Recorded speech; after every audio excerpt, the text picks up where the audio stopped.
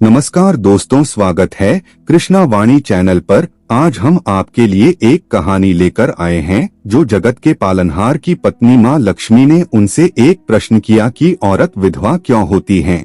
इसके बारे में पूछा था। अगर आप भी आध्यात्मिक ज्ञान प्राप्त करना चाहते हैं तो प्लीज चैनल को अभी सब्सक्राइब करें और आपसे निवेदन है कि वीडियो को पूरा देखें क्योंकि आधा अधूरा ज्ञान घातक होता है। एक बार माता लक्ष्मी भगवान विष्णु से मिलने के लिए जाती है और कहने लगती है, प्रभु, जब मैं आपसे मिलने के लिए आ रही थी तो मेरी नजर मृत्युलोक पर पड़ी। वहाँ मैंने देखा 3 स्त्रियां जो आपस में सहेली थी। उनमें से 2 स्त्रियां विधवा होकर दुखी जीवन जी रही थी, जबकि एक स्त्री सुहागन होकर के अपने पति के साथ सुखी जीवन जी रही थी। प्रभु, यह बात मेरी समझ में नहीं आई, इसलिए मेरे मन में 3 प्रश्न उठने लगे। अब मैं आपसे यह चाहती हूँ कि आप मेरे 3 प्रश्नों के उत्तर देकर मुझे संतुष्ट करने की कृपा करें। मित्रों, इस प्रकार माता लक्ष्मी की बातें सुनकर भगवान विष्णु कहते हैं, हे लक्ष्मी, तुम मुझे तीनों प्रश्नों को बताओ। मैं तुम्हें तीनों प्रश्नों का उत्तर देकर संतुष्ट करने का प्रयास करूंगा। माँ लक्ष्मी कहती हैं, प्रभु, मेरा पहला प्रश्न है, कौन सी स्त्री समय से पहले विधवा हो जाती है? मेरा दूसरा प्रश्न है, कौन सी स्त्री को जीवन में कभी सुख नहीं मिलता? और मेरा तीसरा प्रश्न है, कौन सी ऐसी चीज है जो एक पत्नी अपने पति को मांगने पर भी नहीं देती? मित्रों, इस प्रकार माता लक्ष्मी के तीनों प्रश्नों को सुनकर के भगवान विष्णु कहते हैं, तुम जिन स्त्रियों की बात कर रही हो उनमें से 2 स्त्रियां विधवा होकर दुखी जीवन जी रही है और वहीं पर एक स्त्री सुहागन होकर अपने पति के साथ में सुखी जीवन जी रही है।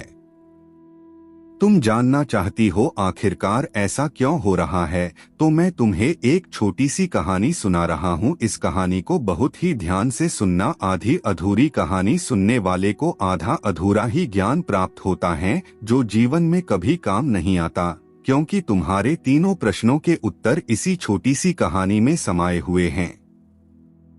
माता लक्ष्मी कहती हैं, प्रभु, मैं आपके बात से सहमत हूँ। आप कहानी शुरू करो, मैं कहानी को पूरी मन से सुनूंगी।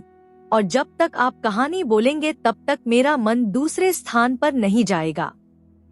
भगवान विष्णु कहते हैं, हे लक्ष्मी, सबसे पहले मैं तुमको उस स्त्री की कहानी सुनाता हूँ जो सुहागन बनकर सुखी जीवन जी रही है।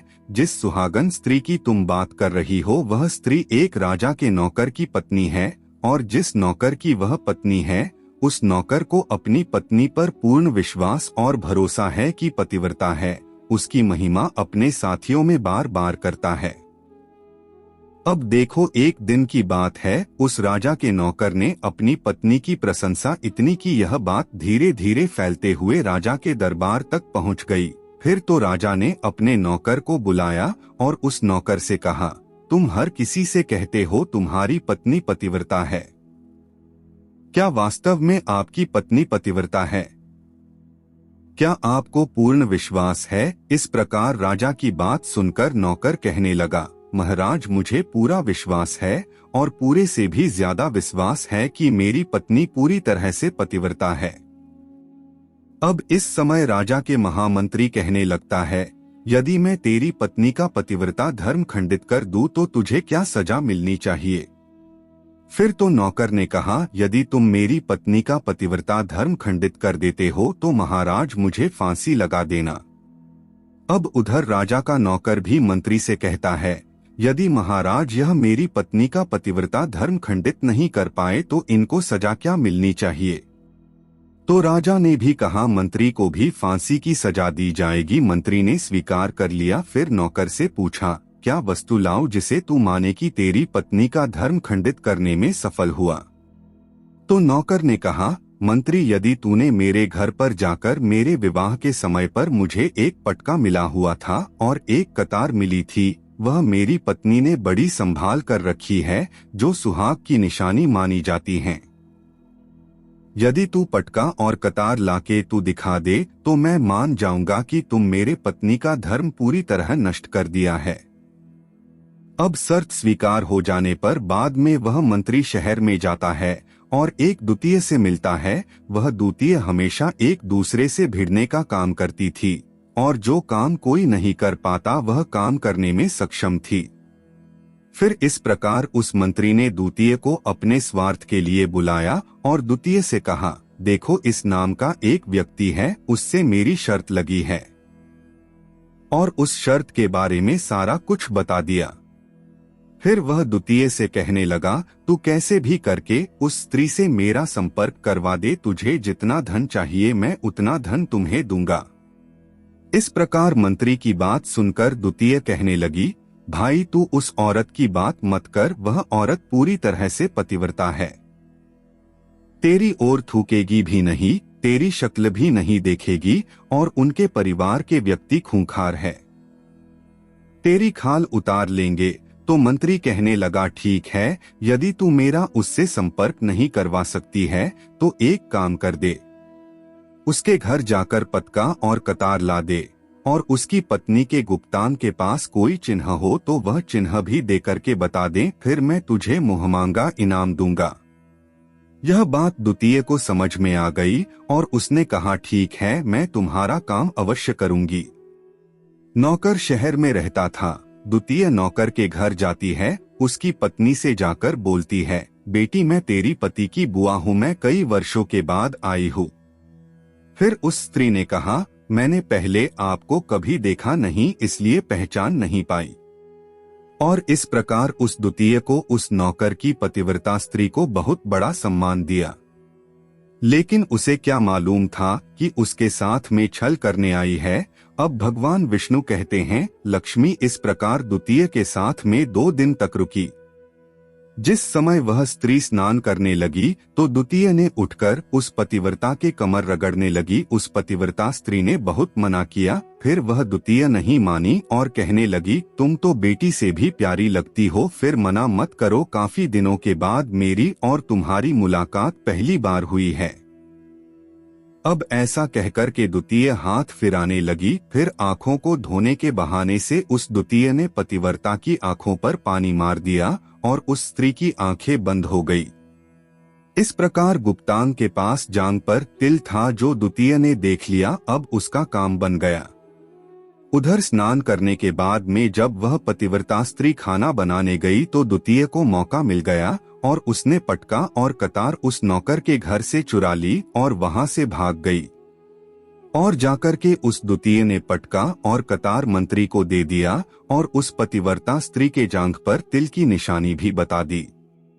मंत्री सीधा राजा के दरबार में पहुंचा और राजा से जाकर कहा, महाराज मैं नौकर की पत्नी के साथ में 2 दिन बिताए और यह पटका और कतार उसी के हाथों से लेकर आया हूँ।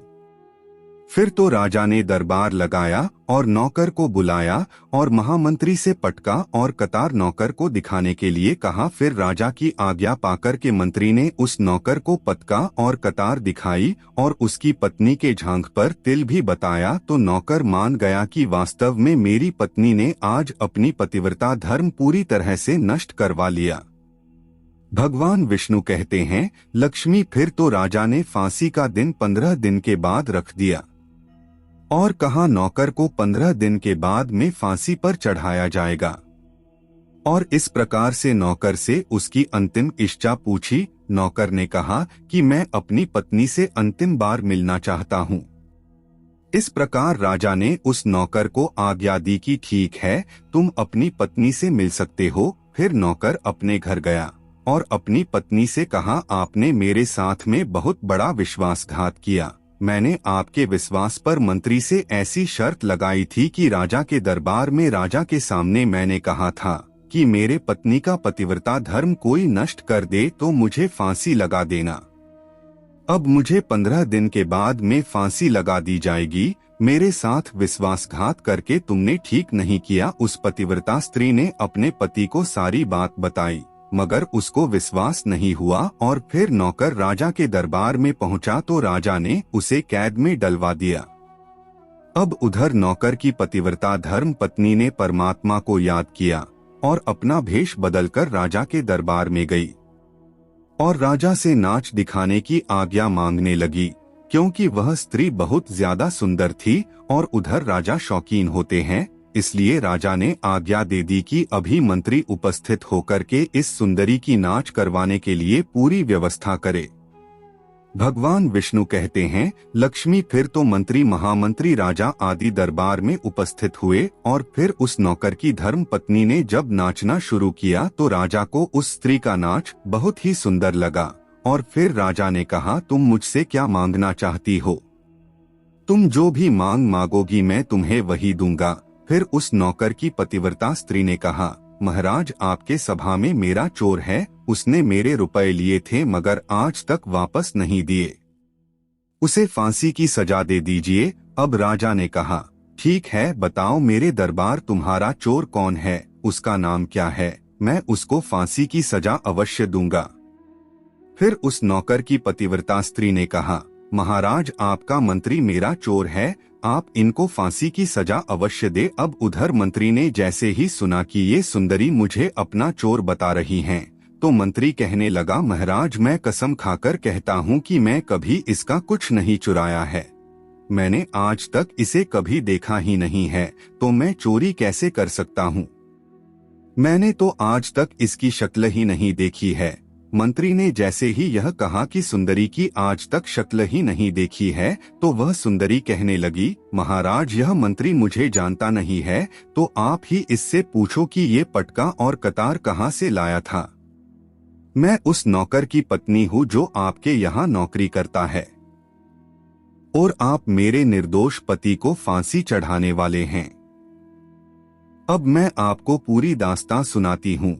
यह जो आपका मंत्री है, इसने मेरे पास में अपने एक द्वितीय को भेजकर मेरे झांग के तिल का पता लगाया और उसी ने यह पटका और कतार को चुराकर इसको लाकर दी और आपके मंत्री के द्वारा भेजी गई। द्वितीय मेरे घर जब आई थी तब उसने मुझसे कहा था कि वह मेरे पति की बुआ है और वह पहली बार आई है, इसीलिए मैं उसको पहचान नहीं पाई। और महाराज जिस प्रकार उस स्त्री को बहुत बड़ा सम्मान दिया और अपने घर उसे ठहरने की व्यवस्था दी, और इस प्रकार उस नौकर की पतिव्रता स्त्री की बात सुनकर राजा ने द्वितीय को बुलाया। फिर उस द्वितीय ने राजा को पूरी सच्चाई बता दी, जिससे उस नौकर को राजा ने रिहाई कर दिया और मंत्री को फांसी पर चढ़ा दिया। भगवान विष्णु कहते हैं, लक्ष्मी इस प्रकार उस पति की पतिव्रता स्त्री ने अंत में राजा से कहा, महाराज मैं अपने पति से बहुत प्यार करती हूँ, मैं एक चरित्रवान स्त्री हूँ, कभी भी अपने पति का नाम मैं अपने मुख से नहीं लेती हूँ। भगवान विष्णु कहते हैं, लक्ष्मी मेरी कहानी पूरी होती है। अब तुम अपने तीनों प्रश्नों के उत्तर सुनो। तुम्हारा पहला प्रश्न था, कौन सी स्त्री समय से पहले विधवा हो जाती है? तो जो स्त्रियां अपने पति का नाम लेती हैं, वो स्त्री समय से पहले विधवा हो जाती है, क्योंकि पति का नाम लेने से पति की उम्र खत्म हो जाती है और समय से पहले ही पति की मृत्यु हो जाती है। ऐसी स्त्रियां जो पति का नाम लेती हैं, वो समय से पहले ही विधवा होकर दुखी जीवन जीती है। बस यही राज की बात है कि तुम जिन 3 सहेलियों की बातें कर रही थी, उनमें से 2 विधवा थी और एक नौकर की पत्नी थी जो पतिव्रता स्त्री थी। यह पतिव्रता स्त्री कभी भी अपने पति का नाम अपने मुख से नहीं लेती थी, और उधर जो 2 स्त्रियां विधवा होकर दुखी जीवन जी रही है, वह हमेशा अपने पति का नाम लेकर ही बुलाती थी, जिसके वजह से उनके पति की उम्र कम हुई और वह दोनों स्त्रियां समय से पहले ही विधवा हो गई और आज वह दुखी जीवन जी रही है। इसलिए कभी भी स्त्रियों को अपने पति का नाम अपने मुख से नहीं लेना चाहिए। अब तुम्हारा दूसरा प्रश्न था, कौन सी स्त्री को जीवन में कभी सुख नहीं मिलता है? तो समझ लो, जो स्त्रियां अपने पति के बिना अनुमति के बिना तीर्थ स्थान या उत्सव में जाती है, उनके जीवन में कभी सुख नहीं आता। ऐसी स्त्रियां जीवन भर दुखी रहती हैं और उन्हें पति का कभी प्रेम नहीं मिलता। भगवान विष्णु कहते हैं, लक्ष्मी तुम्हारा तीसरा प्रश्न था कि ऐसी कौन सी चीज है जो एक पत्नी अपने पति के मांगने पर भी नहीं देती, तो समझ लो वो चीज गाली है। चरित्रवान स्त्री कभी भी अपने पति को गाली नहीं दे सकती और जो स्त्री गाली देती है वह स्त्री कभी चरित्रवान नहीं होती और ऐसी स्त्री जीवन भर रोती है, उसके जीवन में कभी सुखी नहीं आती और समय से पहले ही विधवा हो जाती है। मित्रों, इस प्रकार कहानी सुनने के बाद में माता लक्ष्मी पूरी तरह से अपने तीनों प्रश्नों से संतुष्ट होकर कहती है, प्रभु, वास्तव में जो स्त्री चरित्रवान होती हैं, वह कभी दुखी जीवन नहीं जीती हैं, क्योंकि ऐसे घर में सदा लक्ष्मी का वास होता है और वह घर धन्य और खुशी से भरा रहता है। तो दोस्तों, आशा करता हूं कि यह वीडियो आपको पसंद आए हो। अगर वीडियो पसंद आए तो वीडियो को लाइक और चैनल को सब्सक्राइब जरूर करें। धन्यवाद।